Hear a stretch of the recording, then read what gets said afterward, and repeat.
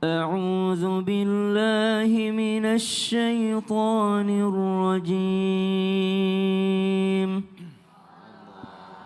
بسم الله الرحمن الرحيم.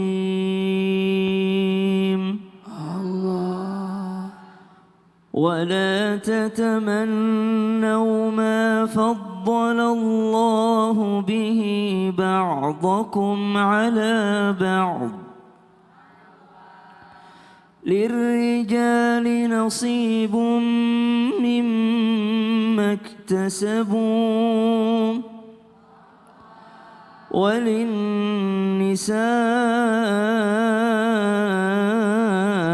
نصيب مما اكتسبن واسألوا الله من فضله إن الله كان بكل شيء عليما. صدق الله العظيم. Aku berlindung kepada Allah dari godaan syaitan yang terkutuk dengan menyebut nama Allah yang Maha Pengasih lagi Maha Penyayang. Dan janganlah kamu iri hati terhadap karunia yang telah dilebihkan Allah kepada sebagian kamu atas sebagian yang lain. Karena bagi laki-laki ada bagian dari apa yang mereka usahakan. Dan bagi perempuan pun ada bagian dari apa yang mereka usahakan. Mohonlah kepada Allah sebagian dari karunia-Nya. Sungguh Allah Maha mengetahui segala sesuatu. Maha benar Allah dengan segala firman-Nya. Allahumma arhamna bil Quran, barakallahu fiik. Terima kasih Mas Dude, tabi guru kami Ustaz Afif, Ustaz Maulana, para alim ulama, para jamaah yang dimuliakan Allah Subhanahu wa taala. Jamaah. Jamaah yang di rumah setia menyaksikan Islam itu indah sampai selesai dan juga mencatat jadi bekal dunia wal akhirah. Kalau setiap lihat kesuksesan orang lain hati selalu gelisah, apakah ada yang salah? Kira-kira ada yang salah enggak, Bu?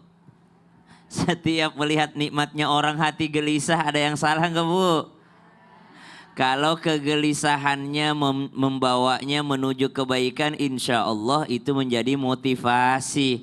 Misal, lihat orang kok bisa dia sholat tarawih 23 rakaat. Gelisah nih, kok bisa ya dia dapat nikmat kekuatan sholat tarawih 23 rakaat. Saya 11 rakaat aja ngebut. Subhanallah, saya kok enggak bisa seperti dia ya. Kegelisahan ini membuat dia, memicu dia untuk menjadi lebih baik. Maka gelisahnya insya Allah gelisah yang benar. Kok bisa ya ada nenek-nenek kok kuat baca Quran. Saya yang masih muda masih kuat matanya kok enggak kuat baca Quran. Gelisah dia, akhirnya dia cari, dia nanya gimana caranya bisa seperti itu. Maka kegelisahannya kegelisahan yang benar. Tapi kalau kegelisahannya selalu saja tentang urusan duniawi, maka tentu saja ada yang salah. Kenapa? Karena Allah dalam Al-Quran banyak sekali memberikan contoh-contoh orang yang sukses duniawi, tapi kita tidak mau iri dong. Fir'aun tuh sukses dunia, Bu. Fir'aun itu adalah pejabat yang tinggi sekali jabatannya. Kekayaannya subhanallah. Namrud tuh raja paling kaya, Raja Namrud. Tapi tidak ada orang yang iri sama Raja Namrud, subhanallah. Qarun, manusia paling kaya, subhanallah. Tapi tidak ada yang iri sama Qarun. Kenapa? Karena kita udah dikasih tahu efeknya. Oh ternyata bukan itu semua yang dikejar. Yang dikejar itu bahagia fil akhirah, tapi bahagia juga di dunia. Maka ada yang salah. Apa yang harus diperbaiki? Maka yang diperbaiki adalah bagaimana mata ini sibuk memandang nikmat yang telah ada, bukan nikmat yang belum ada. Kalau orang sibuk melihat nikmat yang sudah ada dan berusaha mensyukurinya, apa janji Allah? La in syakartum. Nah, ayat favoritnya ibu-ibu muslimat ini. La in syakartum la azidannakum. Kalau kau bersyukur pasti aku akan tambahkan. Mana makna bersyukur situ? Sibuklah melihat nikmat yang sudah ada. Bukan sibuk melihat nikmat yang belum ada. Kalau sibuk melihat nikmat yang belum ada, maka insya Allah nikmat yang sudah ada akan hilang. Jadi boleh iri tapi dengan hal-hal yang baik yang ya Ustaz, baik. Ya. Dahulu Motivasi. orang iri sama siapa? Iri sama orang miskin. Oh, kenapa Ustaz? Tahu nggak kenapa? Kenapa? Karena Sufyan Ats-Tsauri itu setiap pengajian dia bilang begini, yang miskin di dekatku, yang kaya agak jauh-jauh duduknya. Maka yang kaya berharap, ya Allah kalau gitu miskin aja aku biar bisa dekat ulama. Oh. Kalau dulu irinya bagus. Masya Allah. Subhanallah. Mudah-mudahan terjaga semuanya Ustadz ya. Siap. Baik, boleh tepuk tangan buat Ustadz ya, Masya Allah. Boleh iri terhadap sesuatu yang baik. Tadi ibadah ya Ustadz ya, boleh ya. Kok orang bisa baca Quran lebih banyak, kita juga bisa sebenarnya. Masya Allah, sekarang kita langsung bertanya ke Ustadz Afif. Oh sebelumnya nih Ustadz, boleh maju sebentar Ustadz. Baik. Kita menyaksikan dulu nih Ustadz, ada sebuah tayangan VT judulnya adalah Iri ke Tetangga Karena Beli Mesin Cuci. Ini dia. Wah, apa Ustadz? Dia Beli mesin cuci. Aduh. Langsung diomongin. berapa putaran? Gak tahu juga. Jadi kalau gitu gimana ya? Maka- Kalau orang iri dengan lihat fasilitas atas apa yang dimiliki. Masa ada orang iri ada beli kipas angin baru dia yang terputar. Oh, Dia dia beli keputar. mobil baru dia yang bunyi. Oh, saking irinya tuh Ustaz. Saking irinya. Masya Allah. Baik, ini kita mau nanya langsung nih Ustaz Hafif. Terima kasih Ustaz Maulana ya. Ustaz, kalau kita nih ada orang ya ngiri sama nikmat orang lain. Ini ada yang bilang katanya nanti rezekinya akan tertahan walaupun dia udah berusaha. Nah, itu bagaimana dalam Islam? Silakan Ustaz. Dia beli kipas angin, orang beli kipas angin dia yang puyeng, orang beli mobil dia yang meriang, orang bangun rumah dia yang diopname. Ya Allah, dia baru mengadakan pernikahan mewah, dia kena stroke, nauzubillah min zalik. Hadirin dirahmati Allah Subhanahu wa taala, baik kita melihat hadis Nabi sallallahu alaihi wasallam, "Idza kunta fi ni'matin far'aha." Kalau kamu dalam sebuah nikmat yang diberikan kepada Allah, far'aha, jaga. Apa maksud far'aha? Kata-kata far'aha adalah ketika seseorang mendapatkan nikmat dari Allah, dia menjaganya dari tidak bersyukur kepada Allah Subhanahu wa taala. Dia menjaganya dari sesuatu yang membuat nikmat tersebut akhirnya berkurang nilainya karena iri. Tadi kita lihat tayangan, itu orang sibuk sekali melihat nikmat orang. Padahal dia juga barangkali punya mesin cuci di rumahnya. Dia juga punya mobil di rumahnya, walaupun beda mereknya, walaupun barangkali beda kenyamanannya, tapi kan sama-sama. Makanya idza kunta fi nikmatin faraha, lanjutannya hasil nyinyir tadi, hasil iri tadi adalah fa innal ma'asi tuzilun ni'am. Sesungguhnya kemaksiatan itu menghancurkan nikmat. Akhirnya karena sibuk dengan iri hati orang, dengan iri nikmat orang, ia kemudian tercegah nikmatnya dari Allah. Akhirnya Allah membenci kepadanya. Kenapa? Hadirin dirahmati Allah Subhanahu wa taala, pemberian Allah terhadap setiap orang tidak boleh kita irikan. Kalau kita irikan berarti kita iri kepada yang memberinya. Nauzubillahi min. Sesungguhnya esensinya itu, dasarnya. Kenapa kita nggak boleh iri? Mohon maaf, saya nggak boleh iri misalnya dengan Ustadz Maulana. Kenapa nggak boleh iri? Karena Allah telah memberikan Ustadz Maulana ini, Ustadz Afif ini, Mas Dude ini, Ustadz Syam ini. Sudah ada bagiannya. Begitu saya iri, berarti saya iri, tidak suka dengan pemberian Allah Subhanahu wa taala. Disitulah esensi dasar, nilai iri bisa menghancurkan nikmat, bahkan menghambat rezeki kita. Sehingga jangan sampai kita nyinyir, jangan sampai kita iri hati. Mata ini digunakan bukan buat ngelihat nikmat orang lain. Mata ini digunakan untuk bagaimana bersyukur atas nikmat Allah Subhanahu wa taala yang diberikan kepada kita.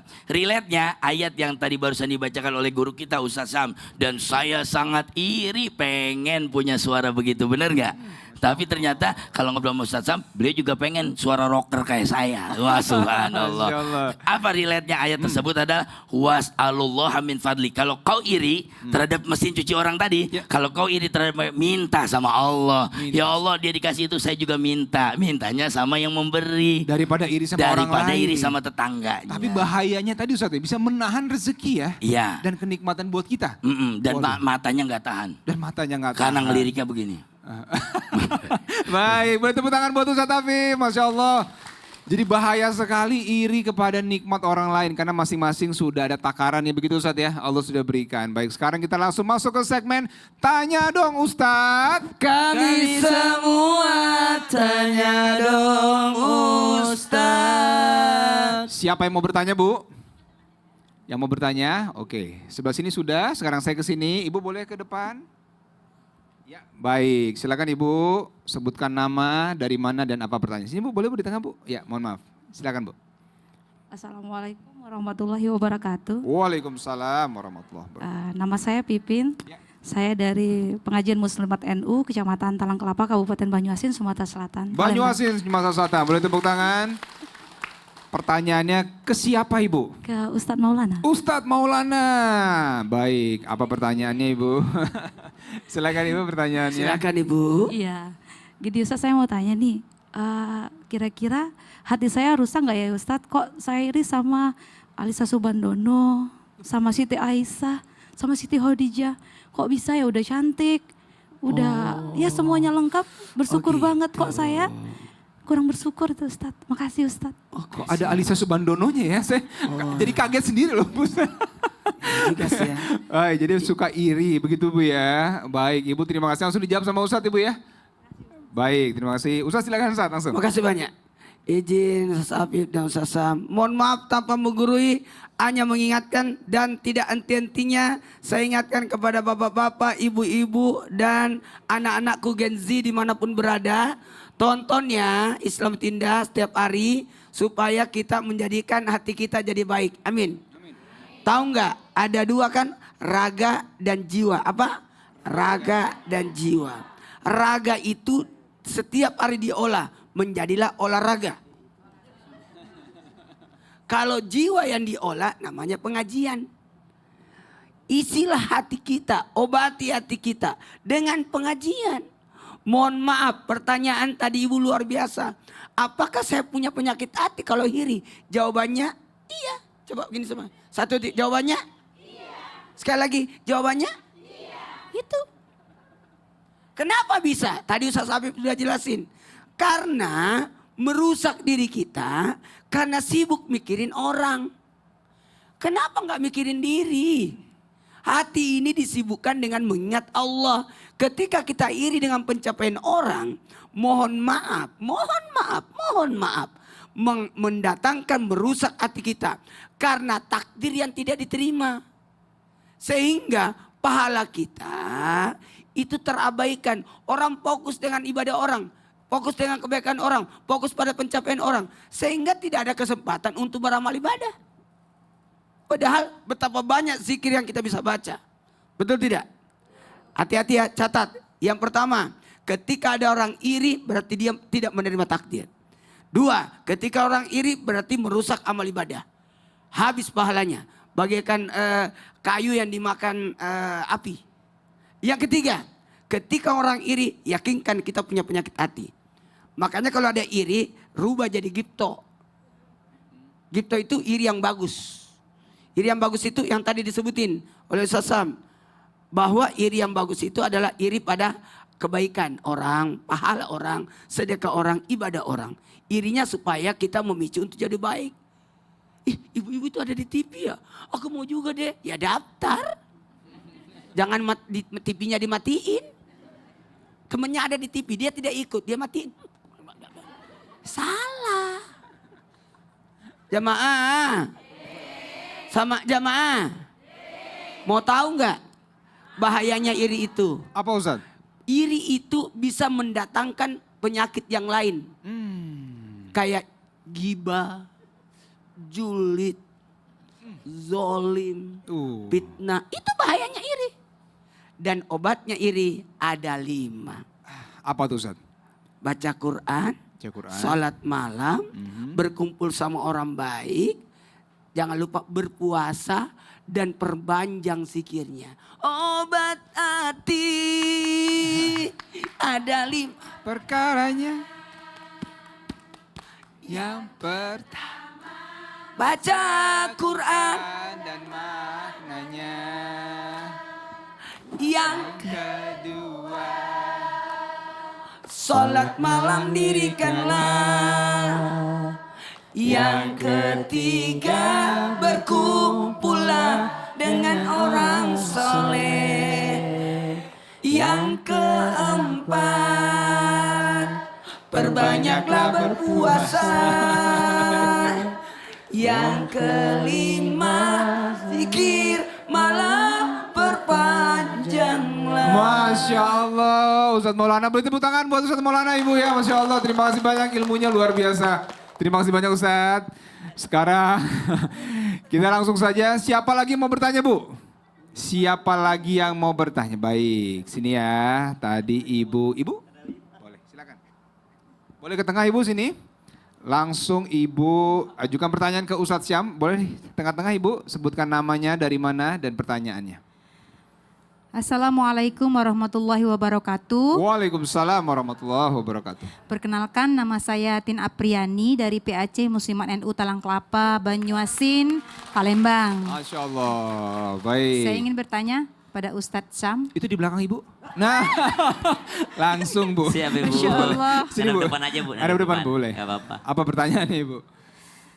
Ini Ustadz, Ya. katanya Allah itu kan maha adil. Allah Maha Adil. Iya, tapi terkadang rezeki orang itu lebih besar Ustadz. Iya. Ya, saya itu merasa iri, kenapa kok saya tidak lebih besar dari seperti orang itu Ustadz. Iya, kan Ya. katanya Allah Maha Adil. Iya. Harusnya rata aja semua gitu Iya ya. Ustadz, ya. Ah, Makasih Ustadz saja. Wassalamualaikum warahmatullahi wabarakatuh. Waalaikumsalam warahmatullahi Silakan Ibu wabarakatuh. Ketua.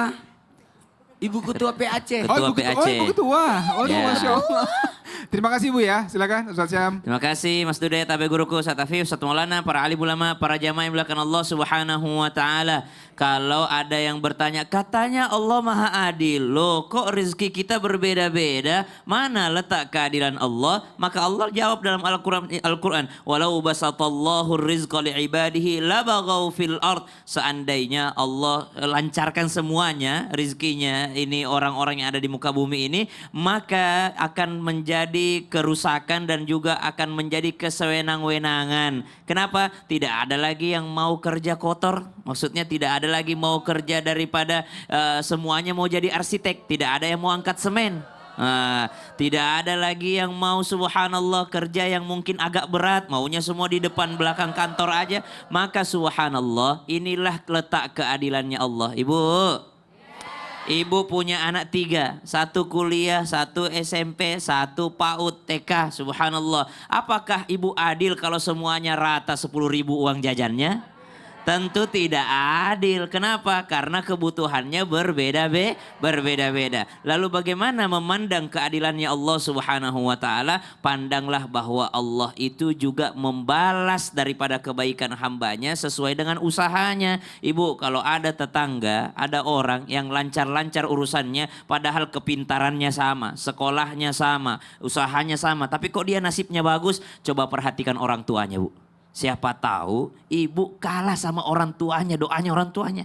Kita tidak pernah tahu orang tua yang mana yang dahulu doanya paling tulus kepada Allah Subhanahu wa taala. Kan kita ini kadang-kala bersaing, umur sama, sekolah sama, pendidikan sama, tapi kok ada yang karirnya lancar, ada yang agak tersendat-sendat. Yang diperhatikan doa orang tuanya. Karena doa itu bisa diwariskan kepada anak-anak. Ada orang bolak-balik naik haji. Padahal subhanallah sederhana aja tuh, ilmunya juga biasa aja. Kenapa? Mungkin dulu orang tuanya minta terus naik haji tapi belum dikabulkan sama Allah. Dikabulkannya sama anak-anaknya. Ada orang yang mungkin kerjaannya, karirnya kok lancar banget subhanallah. Tidak tersendat-sendat karirnya. Mungkin dahulu orang tuanya berikhtiar, berdoa kepada Allah. Dia pasrah dengan takdirnya Allah. Justru dikabulkannya sama anak-anaknya. Maka yang perlu diperiksa adalah doa kita selain daripada ikhtiar kita. Kemudian yang ketiga, bagaimana memandang letak keadilannya Allah Subhanahu wa taala yang paling kelihatan ketika sudah berada di akhirat nanti. Disitulah kelihatan maha adilnya Allah Subhanahu wa taala. Nanti kita lanjutkan lagi setelah